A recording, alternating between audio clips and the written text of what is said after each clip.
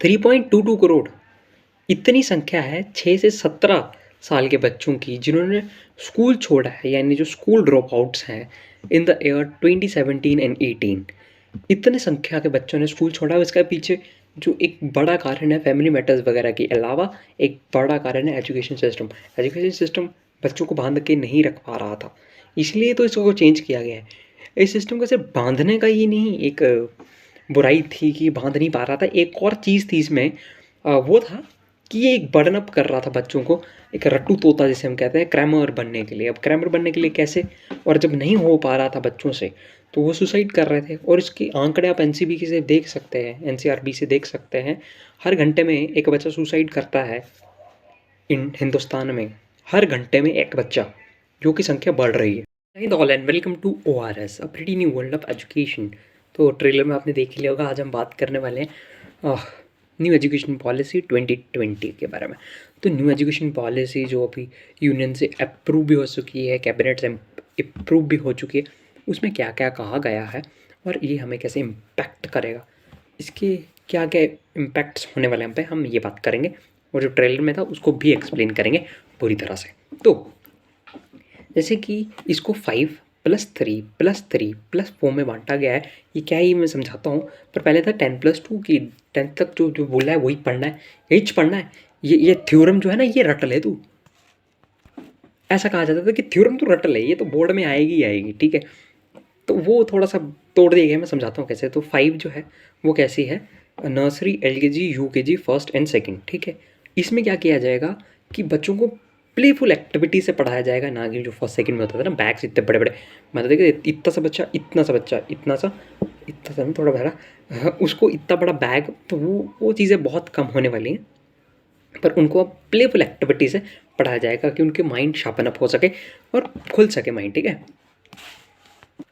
तो इसके बाद आती है हमारी 5+3। अब 3 क्या है, थर्ड, फोर्थ एंड फिफ्थ। इसमें इंट्रोडक्शन दिया जाएगा बच्चों को, साइंस क्या है, मैथ्स क्या है, ज्योग्राफी क्या है, संस्कृत क्या है, हिंदी क्या है, इंट्रोडक्शन दी जाएगी, ठीक है, इन सारे चीज़ों की।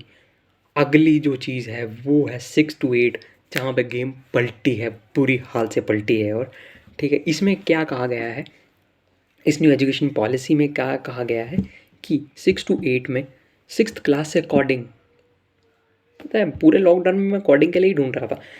हाँ, तो 6 से इंट्रोड्यूस हो जाएगी कोडिंग, ठीक है। और वोकेशनल ट्रेनिंग, अब वोकेशनल ट्रेनिंग इसको थोड़ा सा समझाना पड़ेगा, ठीक है। Vocational training for an example, आपको अगर कारपेंट्री सीखनी है, आप इंटर्नशिप जाके कर सकते हो कारपेंटर के पास, it's not a bad thing at all, ठीक है। किसी भी काम को बड़ा छोटा नहीं मानते हुए इसमें ये कहा गया है कि हर एक काम बच्चों को सीखना आना चाहिए। नहीं तो क्या होता है कि बच्चे वैसे किताबी कीड़े तो हो जाते हैं, इंटेलिजेंट तो हो जाते हैं, बट प्रैक्टिकल लाइफ में ज़ीरो रहते हैं, ठीक है। हमारे टाइम पे नहीं था। और असली जो गेम हुई है वो है 9th से 12th के बीच में। अब इसमें क्या है कि जैसे पहले होता है ना, बड़ी ही एक अजीब सी मानसिकता थी कि जो साइंस वाले वो इंटेलिजेंट है, कॉमर्स वाले उसके नीचे, और आर्ट्स वाले तो मतलब ज़िंदगी झंडा है इनकी, ज़िंदगी ख़राब है इनकी, तो ऐसा समझा जाता था। तो अब वो नहीं होगा, क्योंकि अगर आप आर्ट्स के साथ, यानी मतलब सिविक्स, मतलब पॉलिटिकल साइंस, ज्योग्राफी, हिस्ट्री के साथ अगर आपको फिज़िक्स पढ़नी है वो भी कर सकते हैं, आपको अकाउंट्स पढ़ना वो भी कर सकते हैं, मिक्सअप कर सकते हैं आप सब्जेक्ट्स को इस तरह से कि आप जो है वो कन्वीनियंस पा सके उस चीज़ में। हाँ, स्कूल्स के लिए थोड़ा मुश्किल होएगा। पर एक चीज़ जो है, एक और चीज़ कही है जो मैं भूल गया था, कि क्लास 8 तक जो है वो रीजनल लैंग्वेज में पढ़ाया जाएगा, जो कि एक मैटर ऑफ कंसर्न है, क्योंकि रीजनल लैंग्वेज इंडिया में ढूंढना इट्स प्रिटी डिफ़िकल्ट कि इंडिया की रीजनल लैंग्वेज कौन सी है, उस जगह की रीजनल लैंग्वेज कौन सी है। और इंग्लिश तो सीखनी ही पड़ेगी, अभी नहीं तो कभी ना कभी। अपार्ट फ्रॉम दैट बहुत अच्छी एजुकेशन पॉलिसी, 34 साल बाद बदलाव आया है।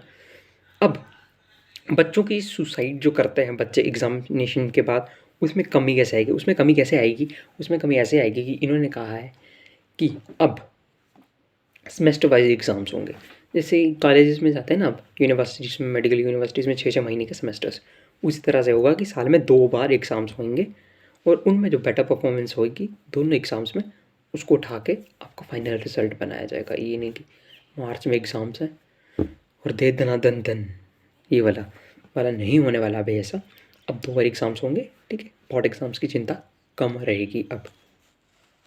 वोकेशनल ट्रेनिंग जो है ये जो वोकेशनल ट्रेनिंग वगैरह है, इनसे जो है हमारी स्कूल ड्रॉप आउट रेट बहुत कम होएगा।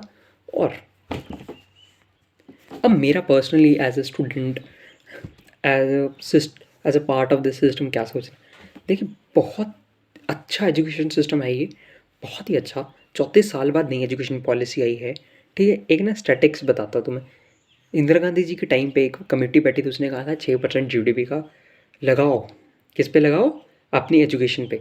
तो वो नहीं लगाया गया, लेकिन अब ये लगा रहे हैं, ठीक है, जो कि अच्छी बात है। अब जिम्बाब्वे भी हमसे ज़्यादा परसेंटेज ऑफ जीडीपी वो लगाते हैं अपनी एजुकेशन पे, भले उनका इकोनॉमिकली हमें उनसे बुरा हाल हो, लेकिन वो अपना एजुकेशन पे लगा रहे हैं और उनको आउटकम देगा आने वाले टाइम पे, और हमें भी एजुकेशन पे लगाना है, ठीक है।